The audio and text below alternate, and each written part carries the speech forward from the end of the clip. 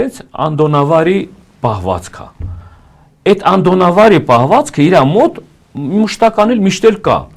Մի օր խոսում է, հաջորդ օրը հակասում, հաջորդ օրը ներողություն խնդրում։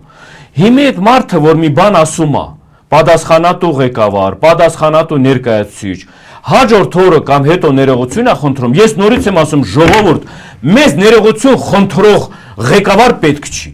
Մի մարդ, որ գնա մի բան անելու, ներողություն խնդրելու, մեզ տենց ղեկավար պետք չի, ոչ մի պարագայում։ Այդ ներողությունը ինքը կարա խնդրի իր ընտանիքում, այդ ներողությունը կարա խնդրի ինքը իր երեխոց առաջ, ներողությունը կարա խնդրի իր ընկերության շրջապատում, բայց եթե դու ազգի ներկայացնելու ես ինչ-որ հարցի լուծումները, ճակատագիրը ուրիշների քո ազգի որոշման կայացումների ճակատագրական որոշումներին դու մասնակից ես, դերակատար ես, ներողությունը չի ընդունվում, սրանք չեն հասկանում, որ ամեն մի իրաց ասած ներողությունը ավելի մեծ ատելություն ու անհարգալից բանա իրենց նկատմամբ ձևակերպում, ձևավորում։